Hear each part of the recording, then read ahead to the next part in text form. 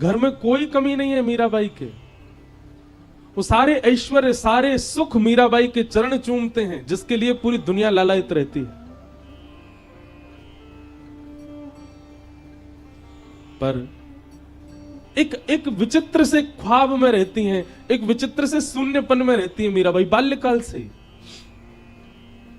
कैसे संभव हो सकता है ये? बालकों को खेल खेलता देख दूसरा बालक मचलता है कि मैं भी जाऊं, लेकिन खेल खेलते देख, बालकों को देख मीराबाई और उदास हो जाती हैं, एकांत में चली जाती हैं। उन्हें पता नहीं है कि उनका चिंतन क्या है, लेकिन है बस। और ये उस समय की बात है जिस समय पर मीराबाई के ना तो कोई गुरु है, ना कोई आचार्य है, ना कोई पथ प्रदर्शक है। छोटी सी है मीराबाई। मीरा चरित्र को देख करके ऐसा अनुभव होता है, यह पूर्व की घटना। वो तो सबको पता ही है कि वही माधवी के रूप में ठाकुर जी की लीला में गोपी थी। पर यह बात प्रमाणित मान लीजिए, अपने संपूर्ण जीवन काल में, हम गर्जना करते हुए अपनी सारी कथा में कहते हैं, संपूर्ण जीवन काल में एक बार भी भूल से ही सही श्री कृष्ण यदि प्रिय लग गए हों आपको, तो ये मान लीजिएगा कि आपका कोई पूर्व संबंध तो है उनसे। बाबा, हम आप तो उनमें ही लगे हुए। कई लोग कह रहे हैं, महाराज जी आके बोले इंद्रेश जी ना सो रहे हैं, ना सोन दे रहे हैं किसी को। मैंने तो रोके ना है, आप जाओ सो जाओ। और कल तो भावों की तरंग खूब उठ रही थी, लेकिन लाल जी की इच्छा जैसी रही। नहीं तो कल तो महाराज जी 5 रास के वर्णन करने थे, तो मैंने की 7 तो यहीं बज जाएंगे। 7, 8, 9 बज, एक ही रास जल विहार को यदि प्रसंग छेड़ देते ठाकुर जी के, तो वही में ही निकल जाना हो पूरा समय। हमने तो रोके नहीं आप लोग, और ना हमने ज्यादा किसी को कही कि आओ, लेकिन आप सब एक रस, एक स्थिरता में सब बैठे थे। इतनी संख्या में कल वहां लोग आए हुए थे। और जब कथा चल रही थी तो नेत्र बंद करके मैं बोल रहा था, तो मुझे ये लग ही नहीं रहा था कि इतने लोग बैठे होंगे। बिल्कुल शांत मुद्रा में सब बैठे हैं। इस बात का प्रमाण है कि आप कभी ना कभी ठाकुर जी से मिले तो हो, कभी को संबंध तो है। कई जन्मों से बुला रहे हो, कोई तो नाता जरूर होगा। नजरों से नजरें मिला ना पाऊं, मेरी नजर का कसूर होगा। दिशा हम सबकी निश्चित है, बस उस दिशा में बैठाने वाला एक सद्गुरु चाहिए। उस दिशा की तरफ मोड़ देने वाला एक पथ प्रदर्शक चाहिए। रास्ता तो है, बस रास्ता दिखे इस घनघोर अंधियारे में, उसके लिए एक प्रकाश चाहिए। संसार के विषय रूपी अंधेरे में हम सब हैं, पथ हमारे सामने है, पर हम चल नहीं पा रहे। क्यों? क्योंकि प्रकाश नहीं है, गुरु जीवन में नहीं। मीराबाई शून्य रहती हैं, ना जाने किस चिंतन में रहती हैं। परिवार के लोग मीराबाई के सौंदर्य को देख करके आश्चर्यचकित होते हैं, पर उनकी स्थिति को देख करके और घनघोर चिंतन में चले जाते हैं। ये कैसी कन्या है, ना इसका खेल में रुचि, ना खिलौना खेलती है, ना खेल के साथ खेलती, कुछ नहीं करती, बस बैठी रहती है। और हाँ, जब मेड़ता में कोई संत आते, जब मेड़ता में कोई वैष्णव आते, जब मेड़ता में कोई ब्रजवासी आते, जब मेड़ता में कोई वैष्णव संत ब्रजवासी ना भी हो, गलती से तिलक लगा के आ जाते, मीराबाई ऐसी मचल जाती मानो जैसे कोई अपना आ गया हो। बंधुओं, ये कुछ अनुभव हैं, ये कुछ क्या बोलते हैं, सिम्टम्स हैं वैष्णवता चित्त में पूर्व जन्म से। देखो, भक्ति के मार्ग पर 2 प्रकार से लोग आते हैं। या तो पूर्व के भक्ति भाव संचित हो तो इस जन्म में आपके चित्त में भक्ति आ जाती है, या फिर इस जीवन काल में कोई ऐसी ठोकर आपके जीवन में लगती है कि उसके कारण आपके जीवन में भक्ति आ जाती है। तीसरा भक्ति का आने का कोई और प्रकार है ही नहीं।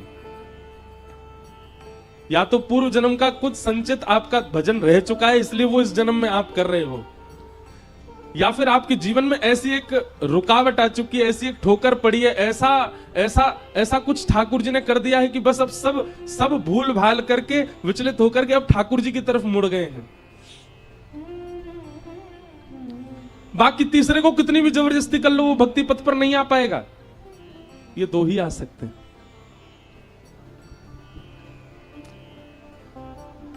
तो ये इस बात का प्रमाण है कि वैष्णव प्रिय लगते हैं, संत जन प्रिय लगते हैं, गैया प्रिय लगती है, ब्रज प्रिय लगता है, नाम प्रिय लगता है, लीला प्रिय लगती है, रूप प्रिय लगता है, धाम प्रिय लगता है।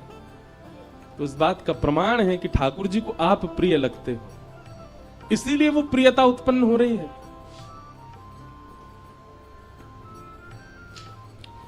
राव दूधा जी अपने घर में संतों को बुलाते और संतों को बुला करके कथा कराते।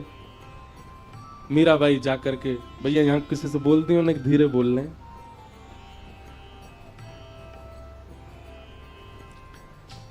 मीराबाई जाकर के उस कथा में ऐसे विराजमान हो जाती, अरे उत्तर मीमांसा पूर्व मीमांसा वेदों की ऋचाओं पर प्रवचन, जिनके प्रवचन सुनने के लिए इतनी गम्यता चाहिए, उन प्रवचनों को सबसे आगे बैठ करके मीराबाई एकांत चित्त नन्ही सी बालिका बैठ करके श्रवण करती।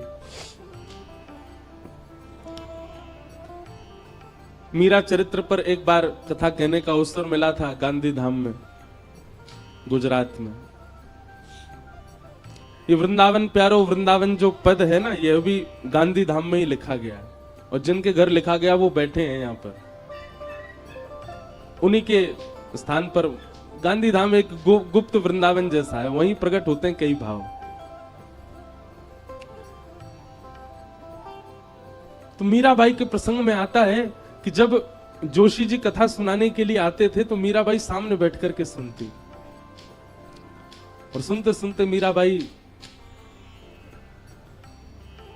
जब कथा विश्राम होती सब लोग प्रणाम करते, जाकर के व्यास मंच पर नन्ही से मीराबाई आती और व्यास जी को अपलक नेत्रों से देखती रहती। एक छोटे बालक के भांति पुचकार करके जोशी जी कह देते, अरे लाली, अरे बालिका, तू कथा सुनती है, समझ आता है तुझे? मीराबाई के मुखमंडल पर कोई प्रसन्नता नहीं, कोई मूर्छन नहीं, एक जिज्ञासा दिख रही है केवल नेत्रों में। जोशी जी अपनी पोथी रखते जा रहे हैं और अचानक पूछते हैं, क्या बात है लाली, तो ऐसे देखती क्यों रहती है? कोई मन में भाव है, कोई प्रश्न है? नन्ही सी मीराबाई, बड़े बड़े लोग जिस प्रश्न को नहीं कर पाते वो नन्ही सी मीरा पूछती हैं। आप जिनकी कथा सुनाते हैं, आप जिनके भाव व्यास मंच पर बैठ करके कहते हैं, कभी आप उनको चतुर्भुज रूप में बताते हैं, कभी आप उनको शेषनाग पर पौड़े नाथ के रूप में बताते हैं, कभी आप ब्रह्मादि देव उनकी स्तुति कर रहे हैं ऐसा बताते हैं, कभी वो ब्रज के गोपाल बन करके गैया चरा रहे हैं ऐसा बताते हैं। यह तो स्पष्ट हो गया कि वो एक ही हैं, उनके विलास अलग अलग हैं। लेकिन मेरा बस एक ही प्रश्न है, ये गोपाल जी मुझे कब मिलेंगे? चिंतन उसका किया जाता है, चरित्र उसका सुना जाता है जिससे मिलना निश्चित हो। अरे घर में यदि किसी की बहुत प्रशंसा की जा रही है, किसी परिवार के बालक की, तो बाकी बालकों के मन में भाव आता है कि कभी कोई उत्सव में वो बालक आएगा तो हम मिलेंगे। हमारे दादा दादी माता पिता सब उसकी बड़ी प्रशंसा करते हैं। आप नित्य आकर के यहां कथा सुनाते हैं, क्या आप मुझे यह बता सकते हैं जिनका चरित्र लीला आप वर्णन करते हो वो मुझे मिलेंगे? नन्ही सी मीराबाई के प्रश्न को सुनकर के जोशी जी स्तब्ध हो गए। बाल भाव से देख रहे हैं, पर मीराबाई के नेत्रों में प्राप्ति की जो प्यास है वो जोशी जी को स्पष्ट दिख रही है। जोशी जी ने मीराबाई के सिर पर हाथ फेर करके कहा, लाली, गुरु जीवन में आएंगे और वही तुमको ठाकुर जी के पास ले जाएंगे, वही तुमको ठाकुर जी दिलाएंगे।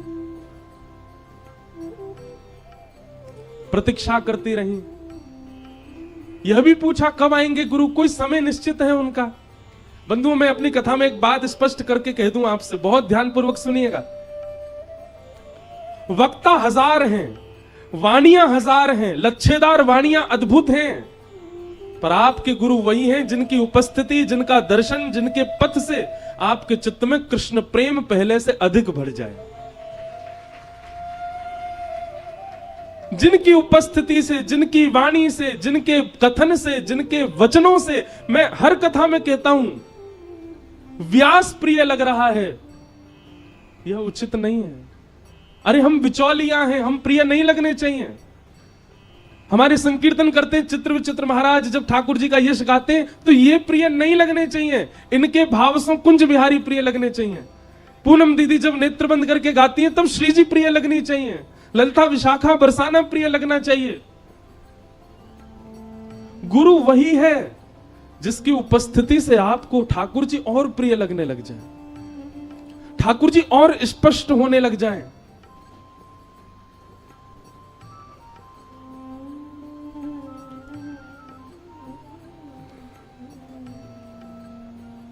अरे दुनिया में बहुव्यंजन बनते हैं,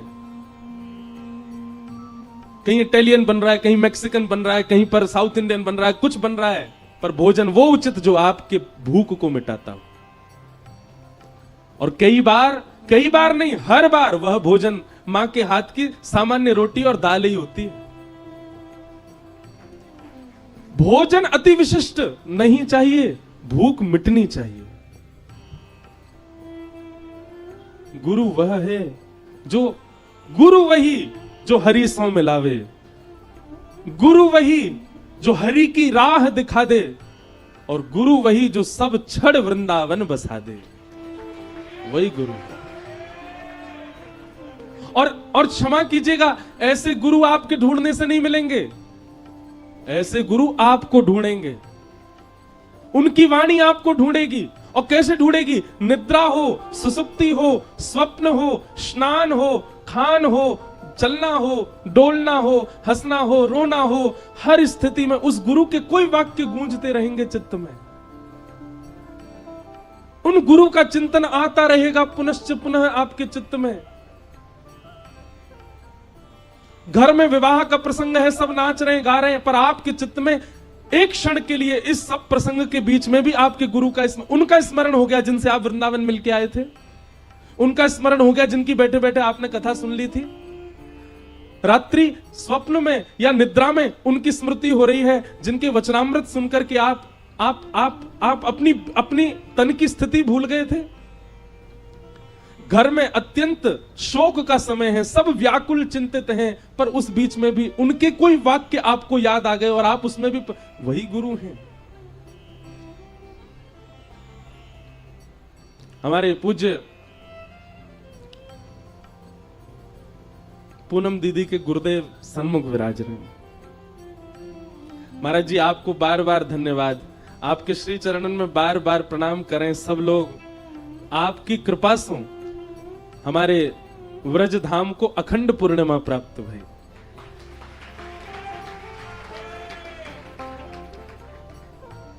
महाराज जी सामान्य, महाराज मैं पहले दिना कथा करके जब नीचे उतरो, महाराज जी को प्रणाम करके गए। दूसरे दिना जब कथा करके गए, महाराज जी ने मुझको गले से लगायो और गले लगा के मुझसे बोले, मुझे दक्षिणा दे दी महाराज जी ने। महाराज जी बोले, मैंने कथाएं बहुत सुनी, मैंने कथाएं बहुत कही, पर आपकी कथा से कृष्ण प्रिय लग रहे हैं और प्रिय लग रहे हैं।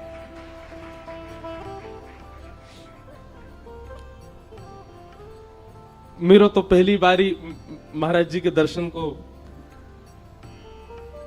सौभाग्य प्राप्त भयो। और पूज्य महाराज जी मुझे दीदी बता रही कि महाराज जी श्री जी के भाव के लिए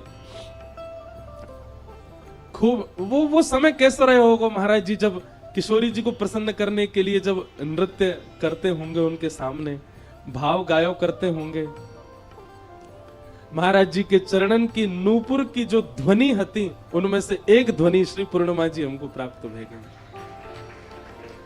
ऐसे हमारे पूज्य श्री महाराज जी को तो नाम अद्भुत है, पर आपको जो निकुंज को नाम है श्री रंगीली सखी पूज्य महाराज जी, आपने ही हमारी दीदी को ऐसो बैठा दियो कि अब इनको श्री जी दिखे सब जगह। हम दीदी की प्रशंसा नहीं कर रहे हैं उनके मुख पे, पर मैं आज आपसे भी कक्ष में कह रहा था कि ठाकुर जी ने अपने भक्तों के जितने लक्षण बताए वो सारे लक्षण दीदी में घटते हैं। ताली मत बजाओ, सुनो, और ने ये प्रयास करो कि ये भाव हम में भी आवे। ठाकुर जी से किसी ने कहा, आपकी महिमा तो सब बताते हैं, आपका रूप तो सब बताते हैं, आपके भक्तों का रूप आप बताओ। ठाकुर जी बोले, सुनो, वाग्गदगदा द्रवते यस्य चित्तम रुदत्य भिक्षणं हसति क्वचिच्च विलज्ज उद्गायत नृत्यते च मद्भक्ति युक्तो भुवनम पुनातु। भगवान कह रहे हैं पहला लक्षण क्या है? बोलते बोलते बोलते जिसका गला रुक जाता हो। किसी ने पूछा क्या हो गया? श्री जी की कृपा की स्मृति आ गई, ठाकुर जी की कोई लीला याद आ गई, कंठ अवरुद्ध हो गया। भगवान कहते हैं बोलते बोलते जिसका गला भर आता हो, मेरे भक्त का पहला लक्षण। द्रवते यस्य चित्तम, जिसका चित्त मेरी लीला का कोई किंचित मात्र भाव कह दे, जिसका चित्त उसमें ही भर आता हो, मेरे भक्त का दूसरा लक्षण। और रुदत्य भिक्षणम,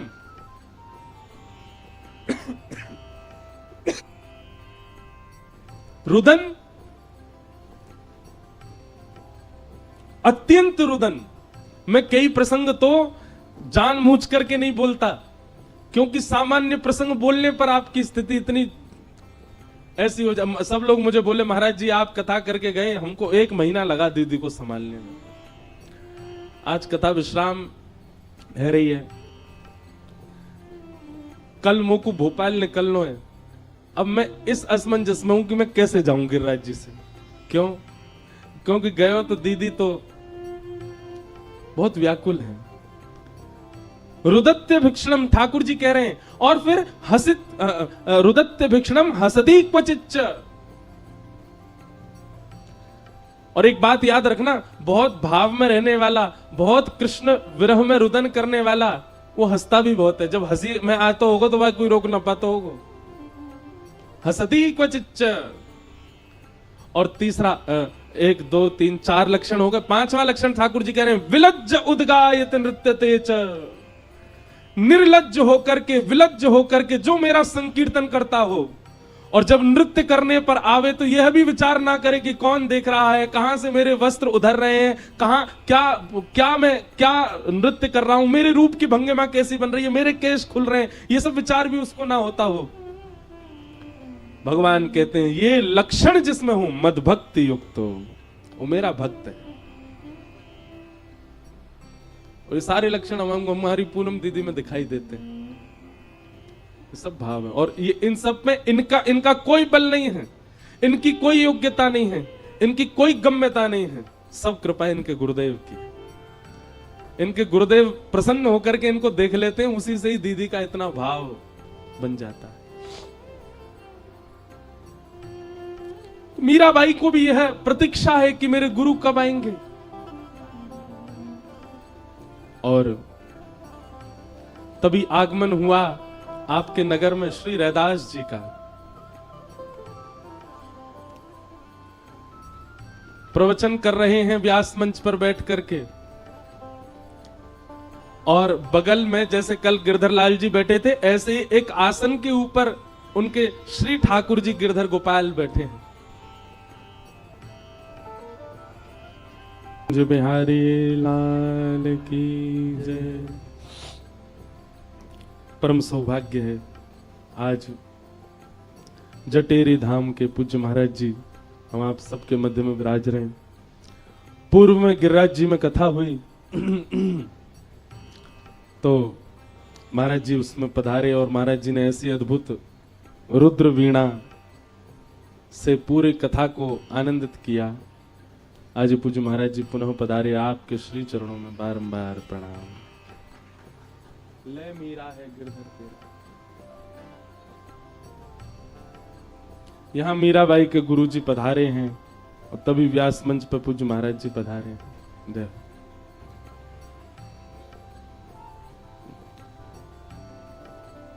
पहना दे महाराज जी।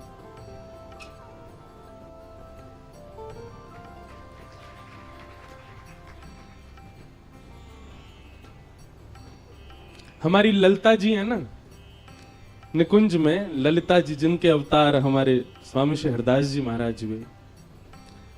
किशोरी जी की सखीन में ललिता जी बड़ी भोरी हैं, बहुत सीधी। किशोरी जी से वो ज्यादा भोरी हैं।